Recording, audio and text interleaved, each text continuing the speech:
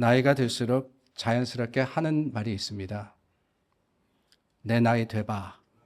내 나이 돼봐. 아직은 이해도 되지 않을 거고 알지 못하겠지만 나만큼 살다 보면은 언젠가는 깨닫게 될 거야. 그 말을 듣기만 하던 제가 어느새 하는 나이가 됐습니다.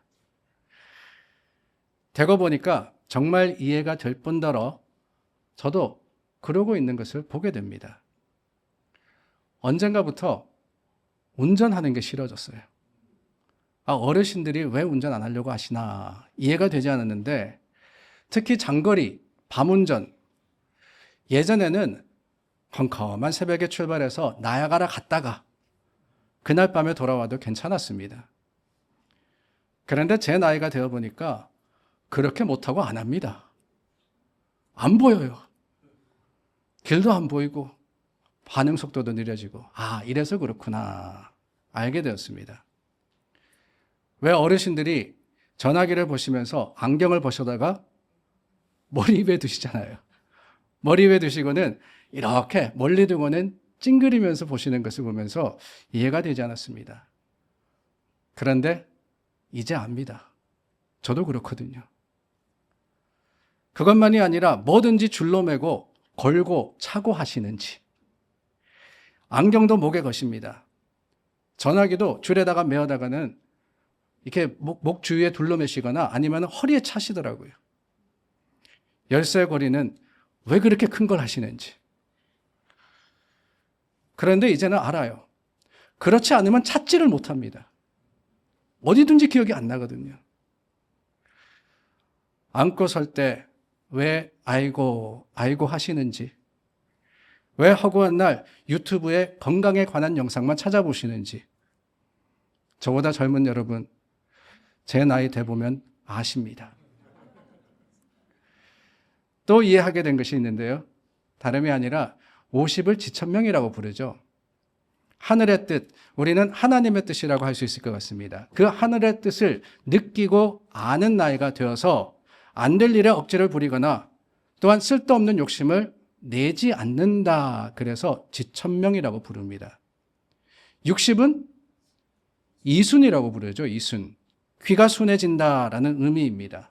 젊은 시절에는 조금만 싫은 말을 들어도 귀에 거슬려서 화를 내기 일쑤였지만 이제는 웬만한 말은 걸러 들을 수 있고 이해할 수 있는 편안한 마음을 가지게 된 거다라고 하는 것이에요. 제가 딱 지천명과 이순 중간에 있거든요. 이제 알겠습니다.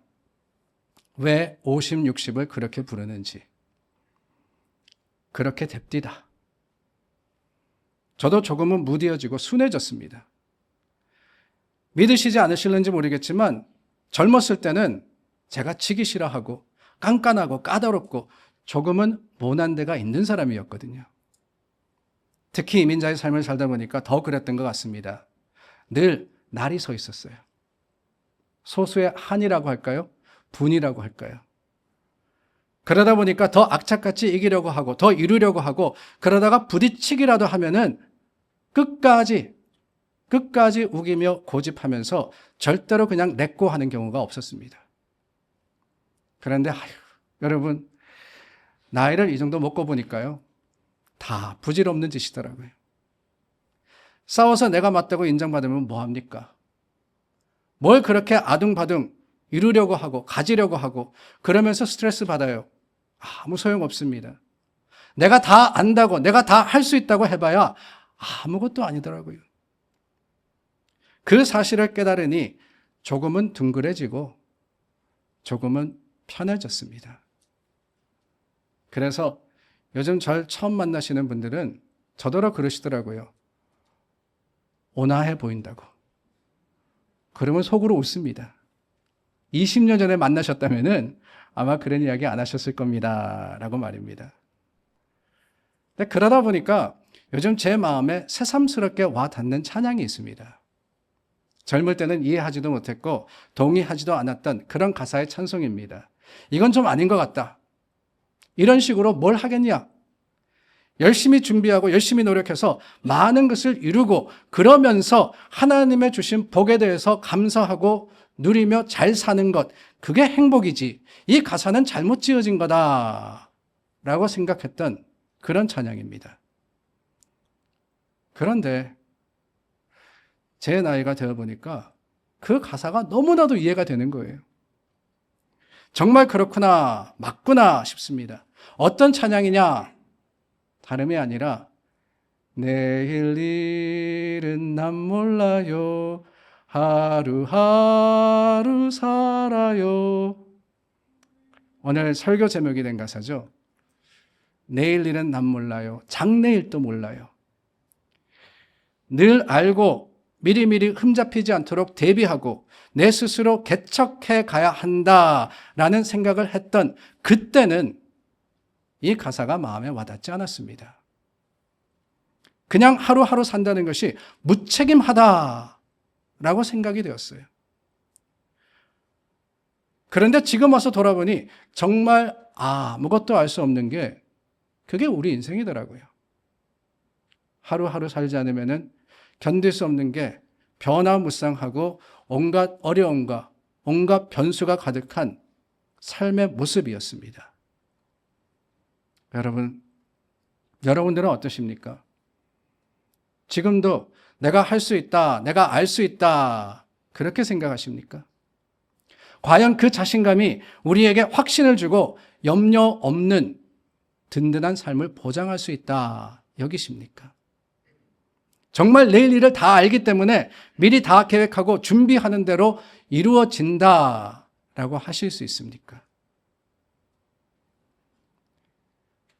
제가 아는 분이 은퇴를 얼마 앞두시고 오래전부터 철저하게 계획하고 준비하셨습니다. 얼마의 돈이 필요할 거다 예산을 세우고 열심히 모았습니다. 은퇴 후에는 세금을 줄여야 되니까 저기 세금 적게 받는 주에다가 새 집을 구입하시고 아무 일도 안 하면은 금방 늙는다 그러니까 소일거리도 마련하셨습니다. 그리고 마침내 은퇴하신 후에 이사를 가셨는데 채 1년이 되기 전에 연락을 받았어요. 남편분이 건강검진을 받으러 가셨다가 최장암 판단을 받으셨다는 거예요. 기도 부탁하러 전화 주신 겁니다. 앞으로 넉넉한 삶, 행복한 은퇴 생활을 즐기겠다라고 계획하고 준비하며 생각했는데 하루아침에 편안한 삶을 위해서 산 새 집은 요양소가 되어버렸고 이것저것 해봐야지 하던 것들은 다 보류가 됐을 뿐만 아니라 준비했던 모든 것들이 무용지물이 된 겁니다. 정말 내일 일은 모릅니다. 그런데 여러분 문제가 뭐냐? 내일 일을 모르는 것도 맞고 그러니 하루하루 살아야 되는 것도 이해가 되고 인정할 수 있는데 여전히 불안하더라는 거예요. 불안하더라는 거예요. 염려가 스물스물 우리 마음을 주장합니다. 우리는 아는 것에 위로를 받고 힘을 얻도록 배우고 그리고 그렇게 살아왔는데 그렇지 않고 포기하고 내려놓으니까 견딜 수가 없는 거예요.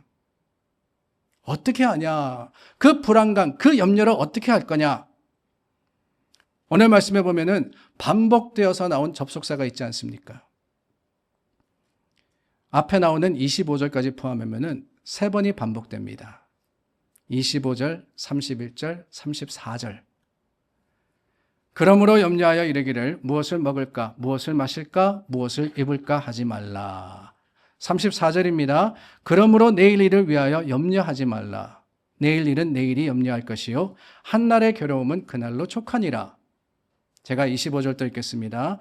그러므로 내가 너희에게 이르노니 목숨을 위하여 무엇을 먹을까, 무엇을 마실까, 몸을 위하여 무엇을 입을까 염려하지 말라.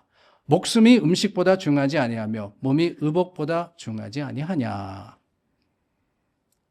그러고 보니까 이 접속사 그러므로라는 단어와 함께 반복되는 또 다른 말이 이 세 절에 포함되어 있습니다. 무엇입니까? 염려하지 말라입니다. 그러므로 염려하지 말라. 여러분, 그러므로라는 이 접속사는 앞과 뒤에 인과관계를 설명을 하는 거예요. 이미 되었기 때문에, 이미 이루어졌기 때문에 결과적으로 이렇다, 이럴 수 있다 라고 할 때 그러므로를 쓰는 겁니다. 왜 염려하지 마라 그러셨느냐? 왜 염려할 필요가 없다고 하시느냐? 아무것도 모르는데 어떻게 걱정하지 않을 수 있느냐? 다름이 아니라 31절 말씀의 그러므로는 앞에 28절서부터 30절 말씀과 연관되어 있기 때문에 그렇습니다. 왜냐? 하나님께서 하찮은 들의 백합화도 아름답게 입히시는데 너희 필요를 채워주시지 않겠느냐라고 하신 거예요.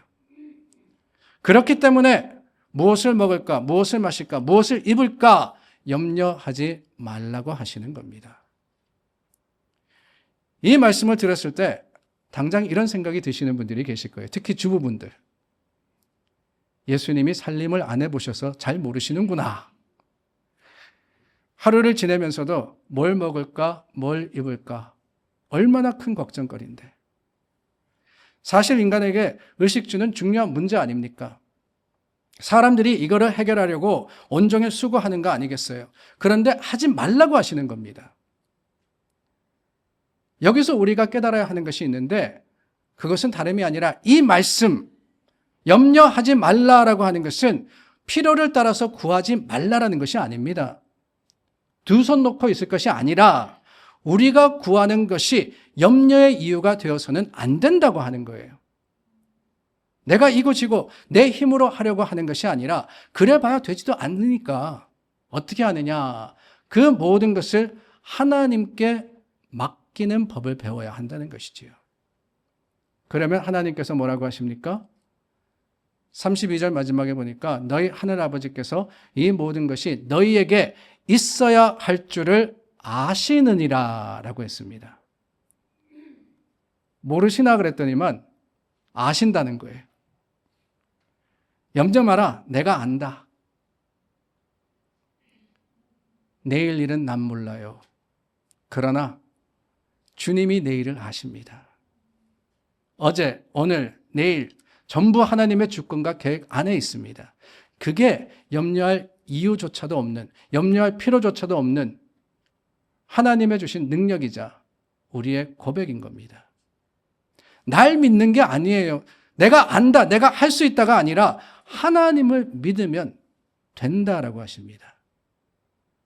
그래서 여러분, 기도의 용사라고 불렸던 조지 밀러 목사님은 믿음의 시작은 염려의 끝이요, 염려의 시작은 믿음의 끝이다 라고 하셨어요. 믿으면은 염려할 필요가 없어지는 겁니다. 그러나 염려하기 시작하면은 믿음이 무너져 내리는 거예요. 우리는 하나님께 모든 것을 맡기고 주님의 약속과 그 말씀을 확신하는 소망이 있어야 되는 겁니다. 그뿐이 아닙니다. 34절에 염려하지 말라는 특별히 내일을 향하고 있습니다. 그러므로 내일 일을 위하여 염려하지 말라.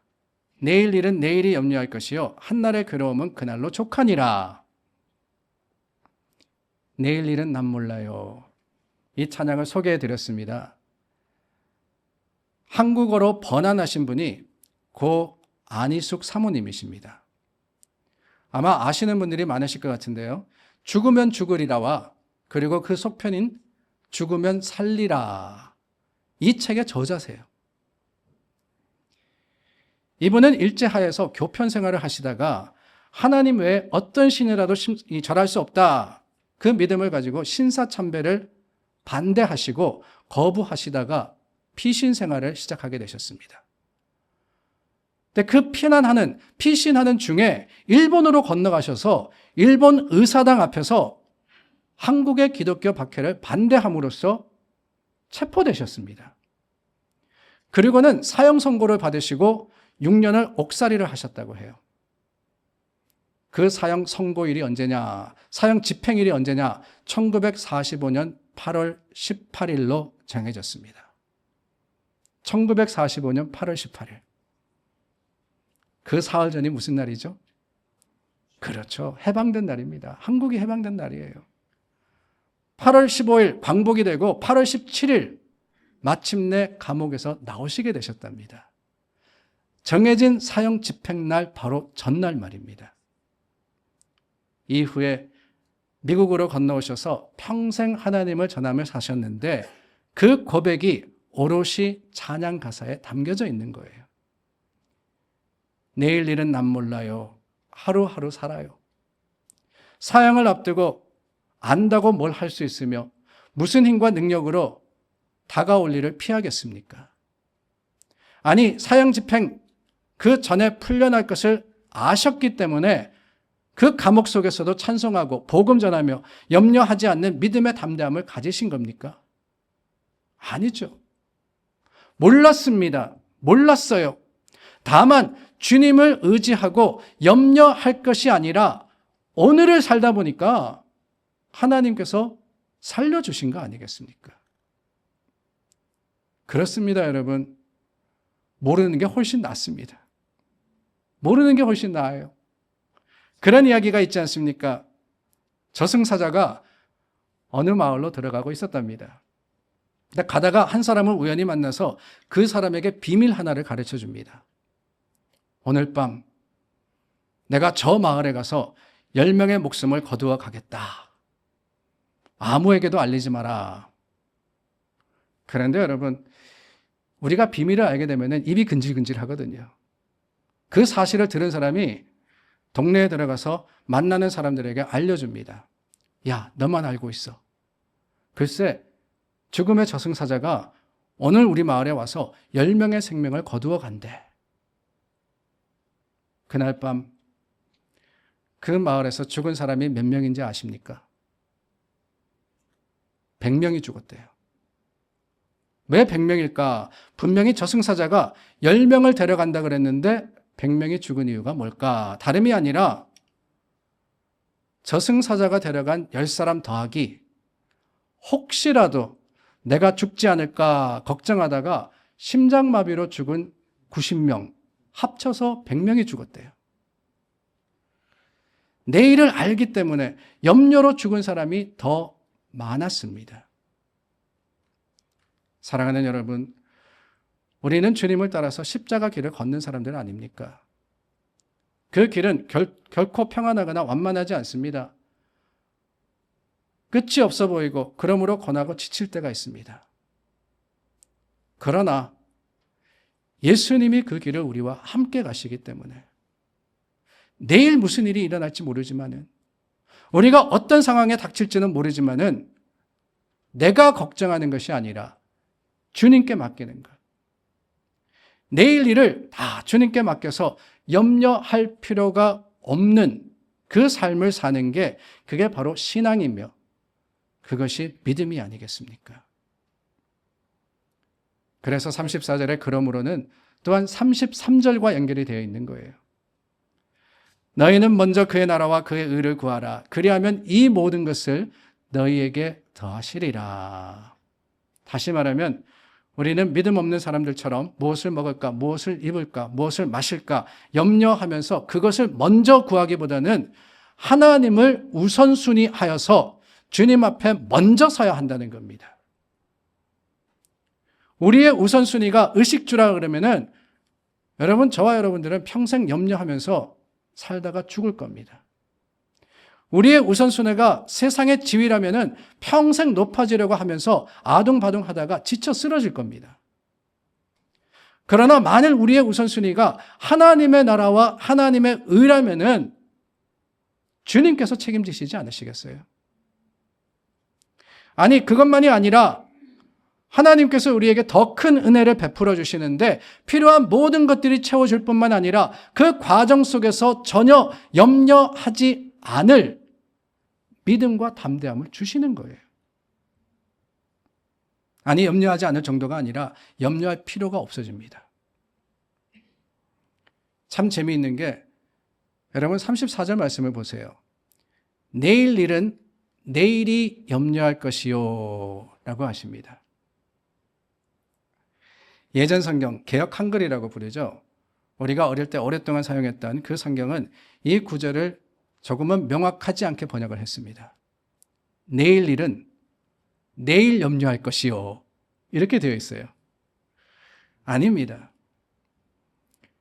내일로 염려가 미루어지는 것이 아니라 염려의 주어가 완전히 바뀌는 거예요. 염려를 하더라도 네가 할 필요가 없다라고 말씀을 하시는 거죠.